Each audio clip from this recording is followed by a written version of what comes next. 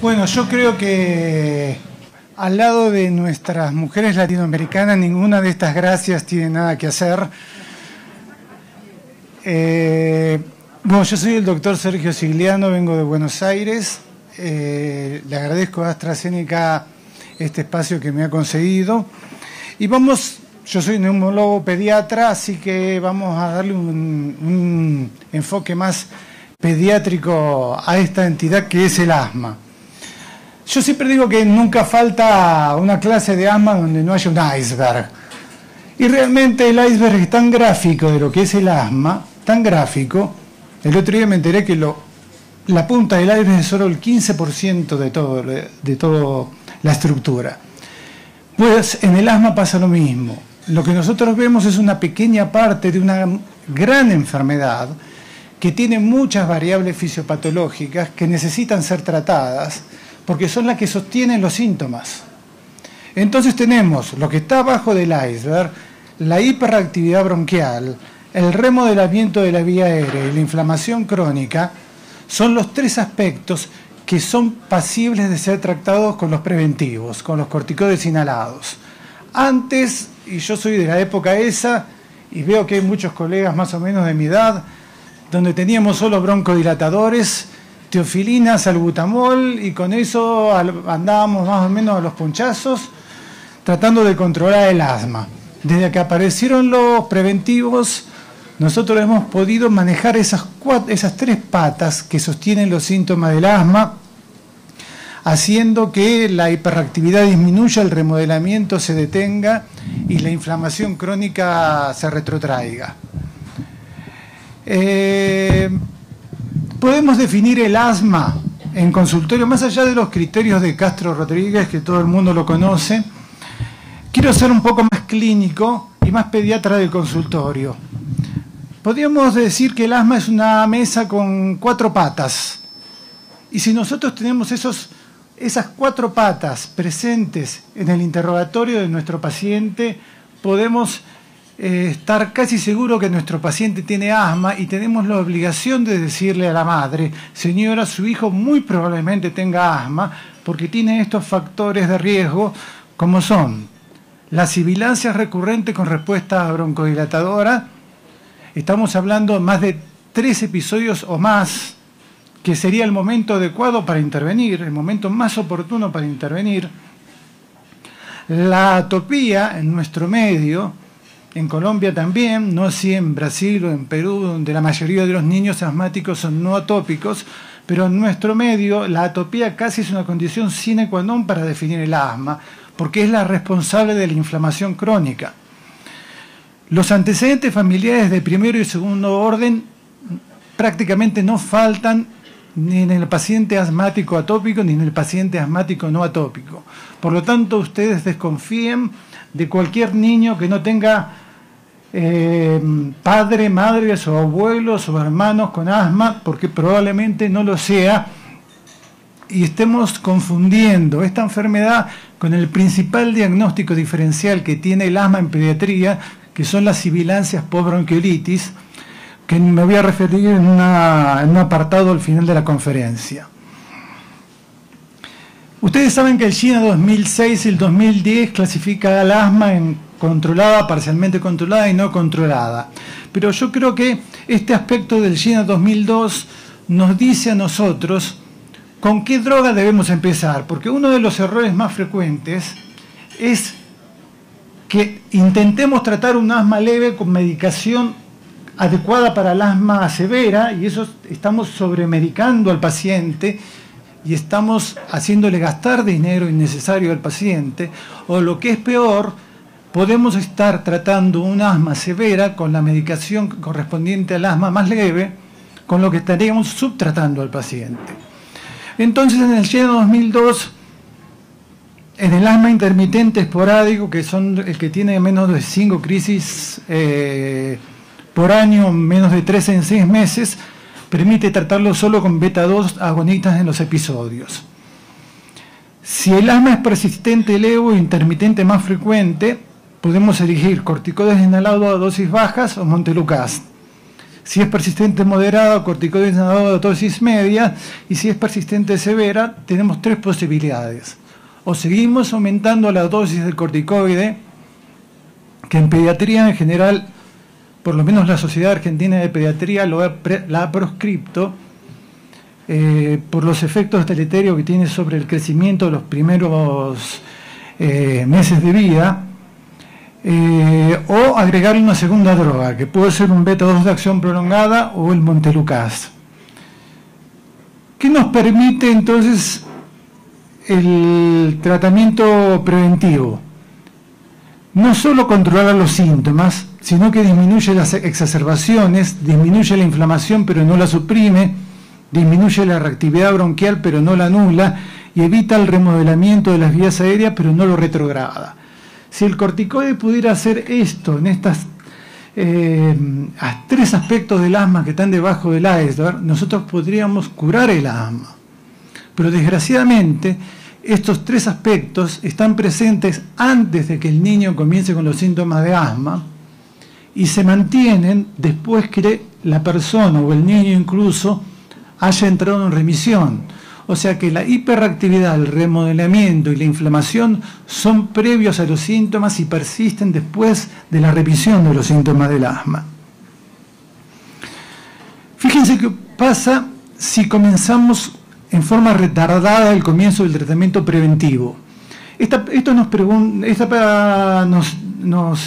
contesta a la pregunta: ¿cuánto tiempo tenemos para intervenir antes de que el paciente empiece a tener un efecto deleterio en la función pulmonar?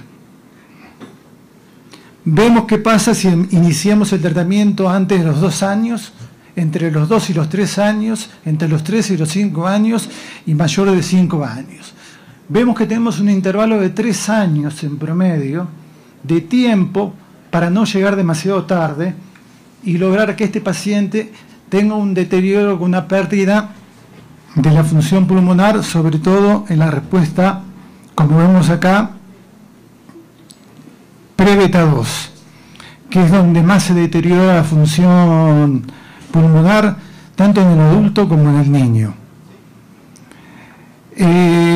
Vemos cómo el deterioro de la función pulmonar con y sin budesonida, en este caso, se produce sobre todo en adultos, en chicos hasta 10 años de edad, y en los adolescentes entre 11 y 17 años no hay diferencia estadísticamente significativa.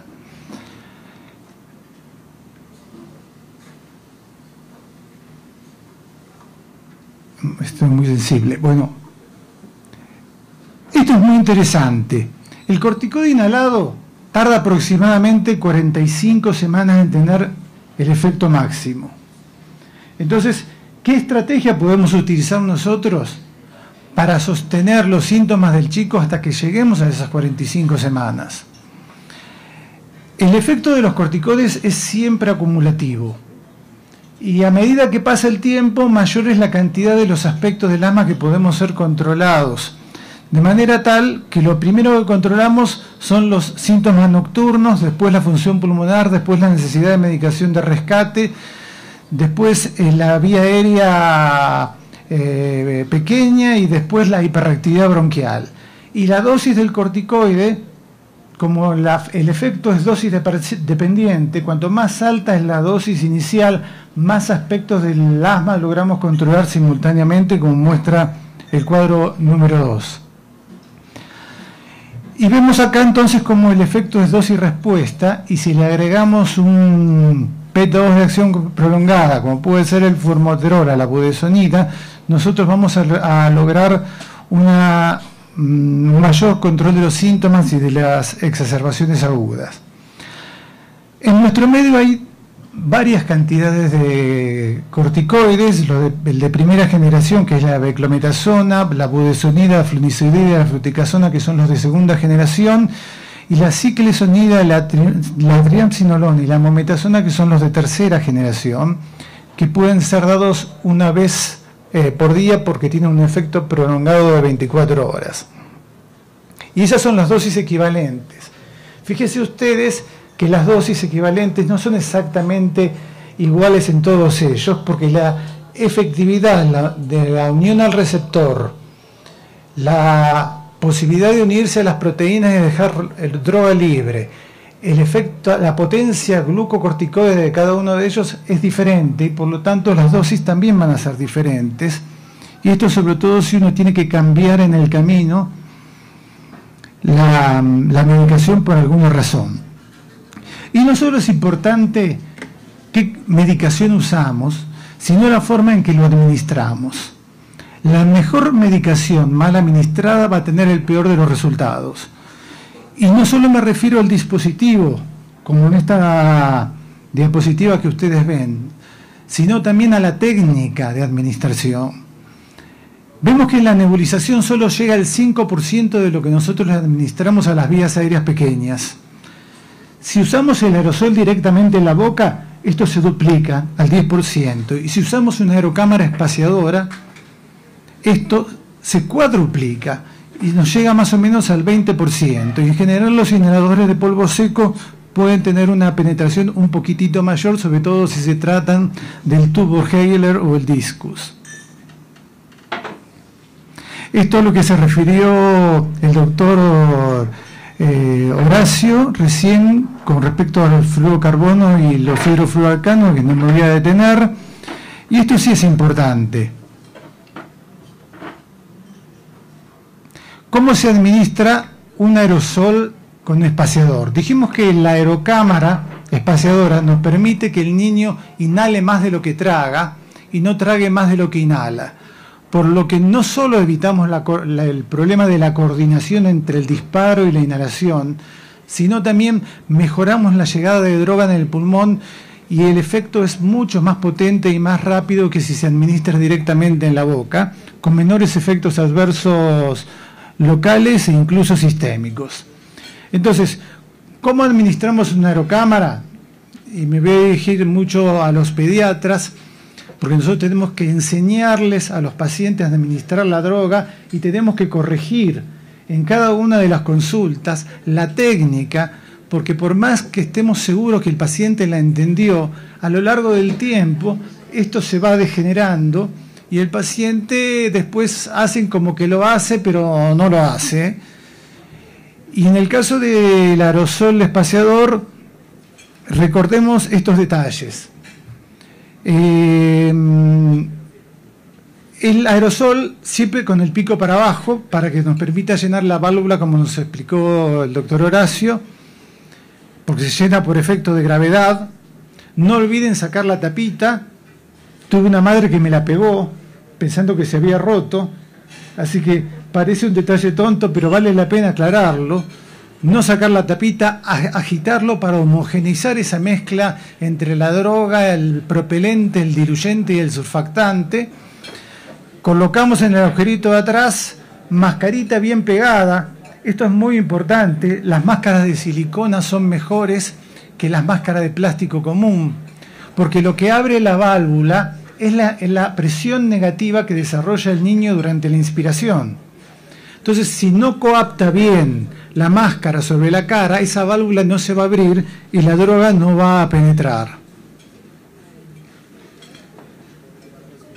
Acá vemos entonces cómo la budesonida administrada con aerosol con aerocámara versus aerosol solo es mucho más precoz y más potente el efecto a lo largo de 18 semanas. Prácticamente el aerosol solo en la boca nunca alcanza el efecto que puede provocar la administración junto con una aerocámara espaciadora. Y esto va para cualquiera de los aerosoles.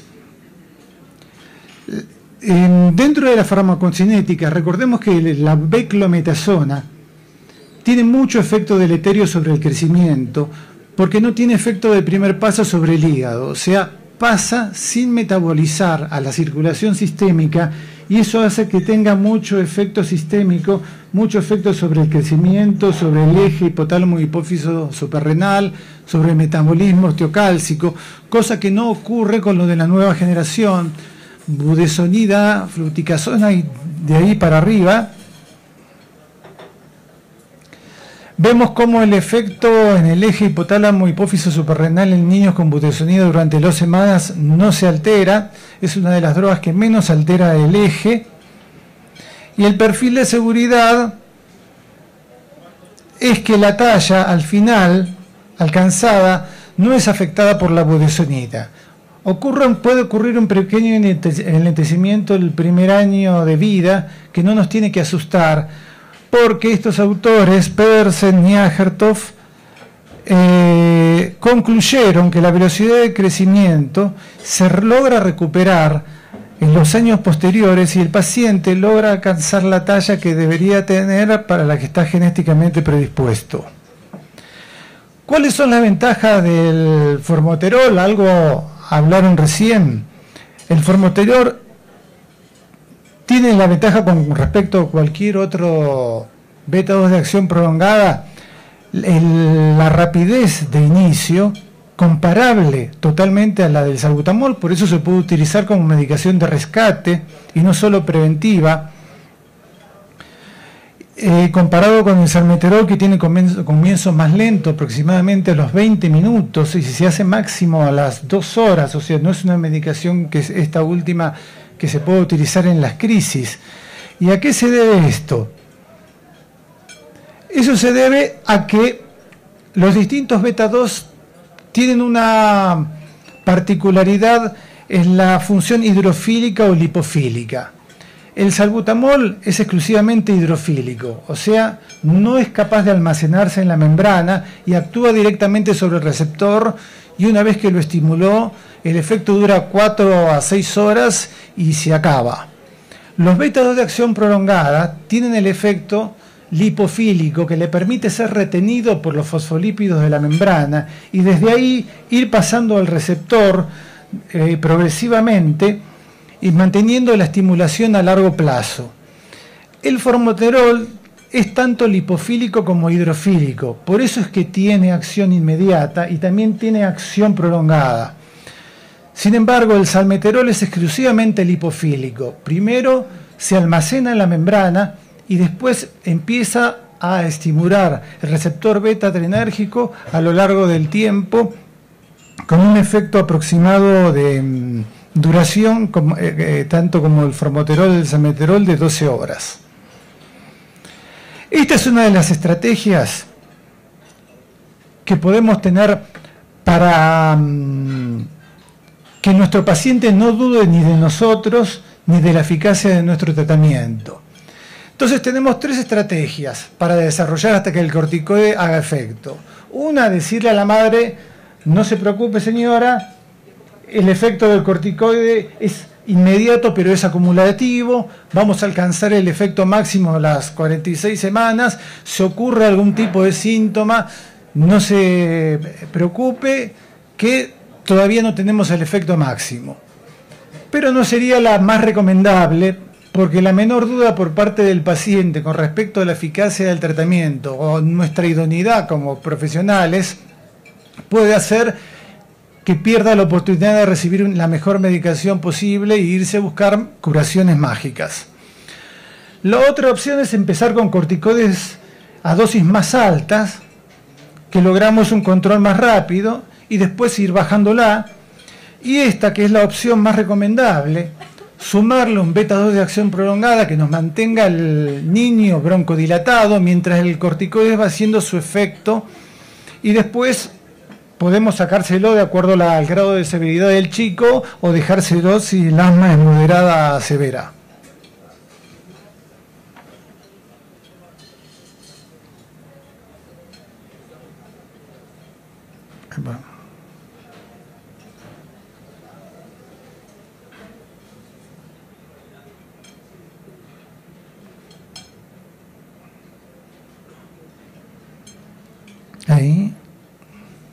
Ahí estamos.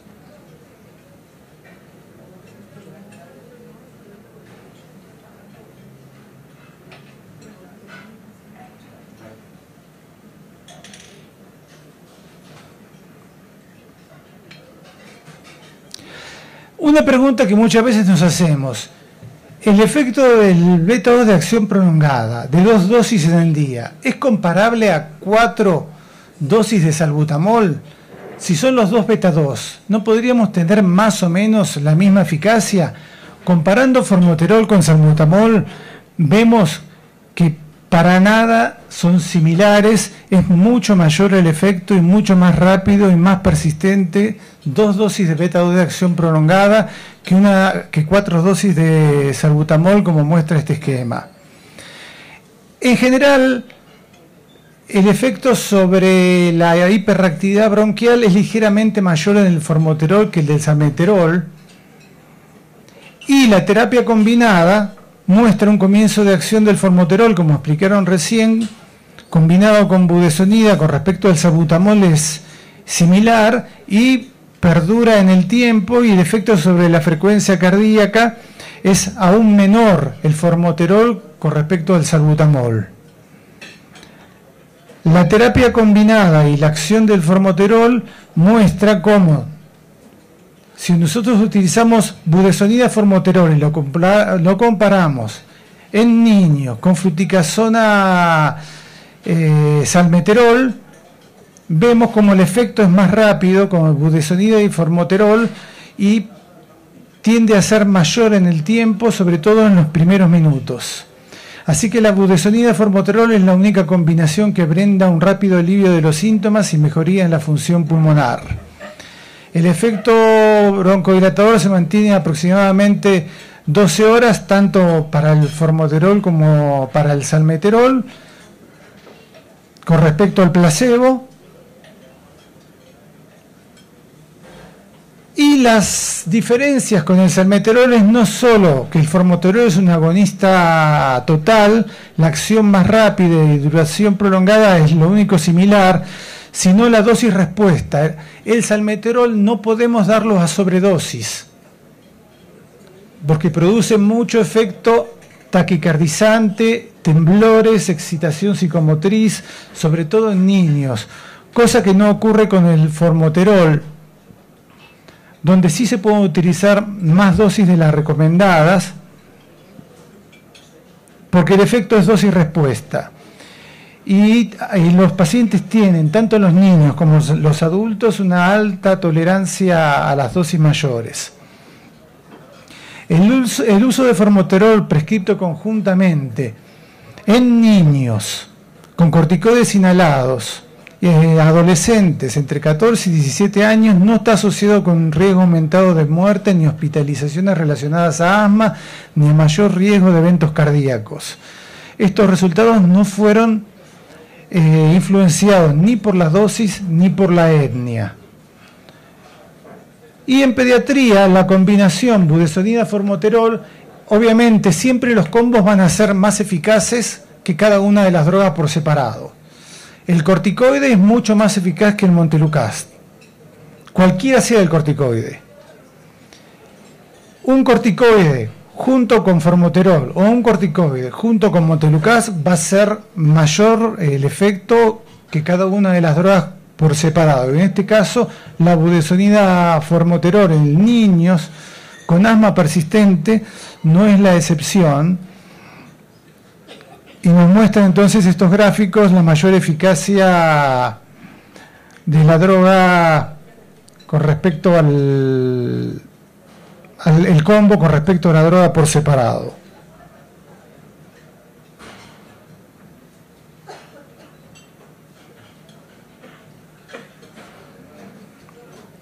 ¿Qué pasa si comparamos el aerosol con el polvo seco en niños versus budesonida? No hay diferencias, salvo en la edad adecuada para poder hacer la técnica. Ustedes saben que para hacer la técnica del polvo seco, el paciente tiene que partir del volumen residual, vaciarse, sacarse completamente todo el aire,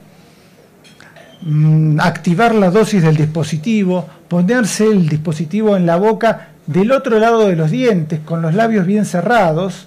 A veces el chico, nosotros en Argentina tomamos mate, el chico suele ponerse el dispositivo como si fuera la bombilla del mate, pero choca contra los dientes y entra, por supuesto, mucha menor dosis a las vías respiratorias inferiores. Por lo tanto, bien adentro del dispositivo, labios bien cerrados, una aspiración fuerte y profunda hasta llegar a capacidad pulmonar total, retener el aire 10 segundos, esperando que todo eso baje, y después exhalar, tratando de no exhalar dentro del dispositivo, porque la humedad del aliento endurece el polvo seco, sea el turbohaler o sea el discus. Entonces, mientras la técnica sea adecuada, tanto la budesonida formoterol en aerosol, sobre todo si en niños acompañados con una aerocámara, versus budesonida formoterol en polvo seco, son totalmente equivalentes. Y la seguridad de la budesonida formoterol en aerosol en niños también es semejante al polvo seco y a la budesonida por separado, como muestra este trabajo. No hubo diferencias significativas, entonces, en ninguno de los aspectos de los efectos adversos que puede tener la combinación o el corticoide. Y esto es lo que me quería detener. Esto es importante para los pediatras. El gran diagnóstico diferencial que solemos cometer, a veces es difícil poder diferenciarlos y solemos cometer errores, que son la sibilancia postbronquiolitis. Este trabajo que hicimos en el Hospital de Niños, que coincide esta cifra con todas las publicaciones referentes a sibilancias postbronquiolitis en cuanto a prevalencia, vemos que todo niño que tuvo una bronquiolitis, ya sea ambulatorio o sea internado, el 63% de ellos continúa sibilando después. O sea, 2/3 de los niños continúan sibilando después. Si nosotros tenemos en cuenta que sibilan el 40% de todos los niños que se agarran un sincicial respiratorio, el 60% hace rinitis o bronquitis simple. Y la prevalencia de asma, tanto en Argentina como en Colombia, está entre el 10 y el 12%. Los 2/3 de los 40% que sibilan son más o menos un 30%. O sea que la prevalencia de sibilancias postbronquiolitis es el doble de la prevalencia del asma, tanto en Colombia como en Argentina. Así que ante un niño que consulta con sibilancias recurrentes y que tiene como diagnóstico previo una bronquiolitis, primero tenemos que pensar en sibilancia postbronquiolitis y después tenemos que pensar en asma. Pero ¿cuál es la importancia terapéutica de esto? Epa.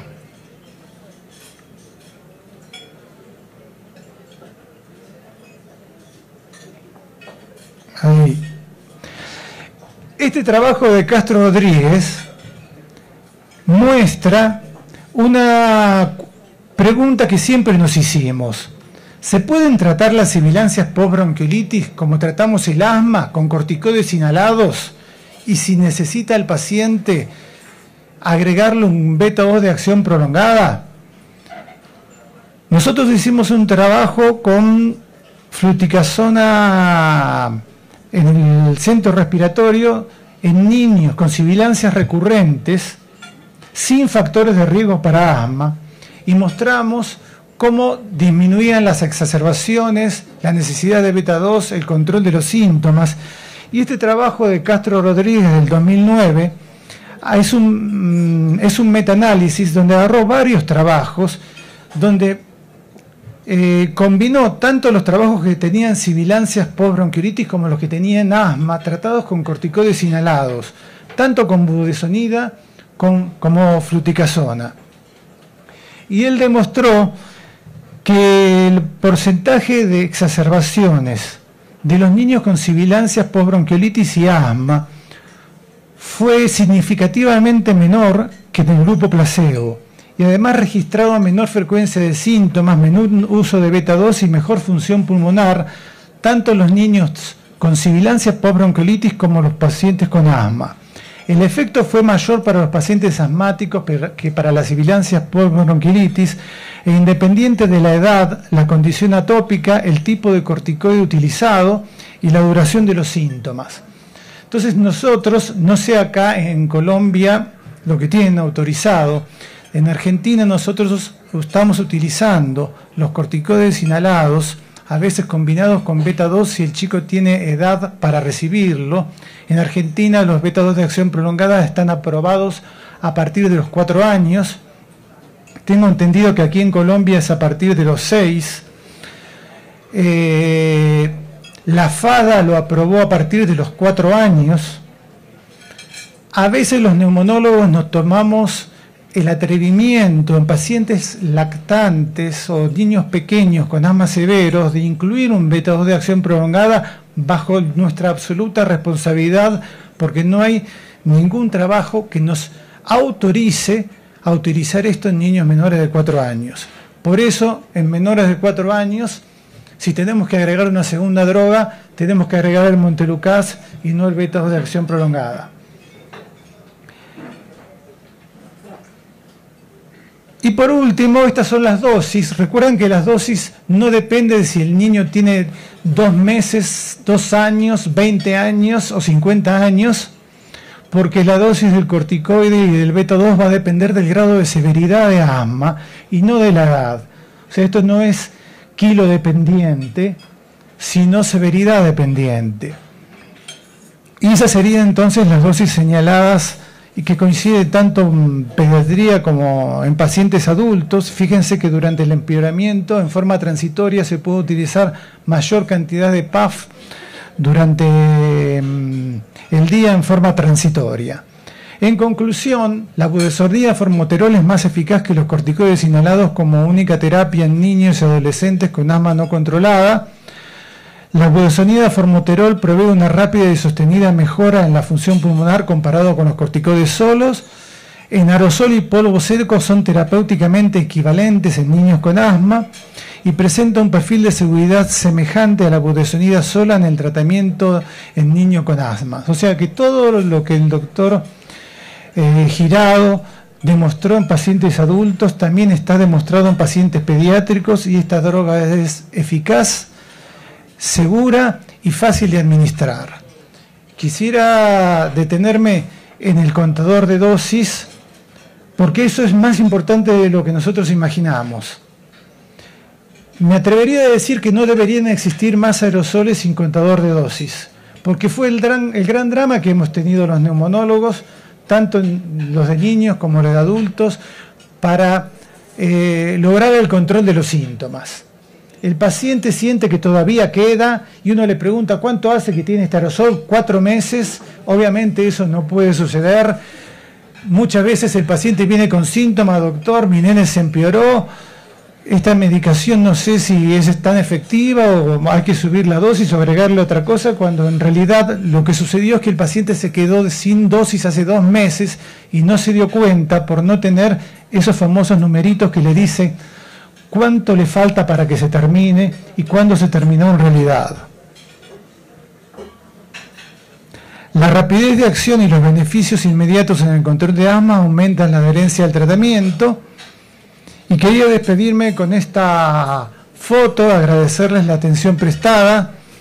Esto es tierra de ustedes, que tuve el placer de conocer porque vengo de ahí, que es Providencia, la divina Providencia, que realmente ha sido una bendición de Dios que ustedes puedan contar con este lugar geográfico donde yo he pasado unos días tan maravillosos. Así que les agradezco por la atención y por el país que tienen. Muchas gracias.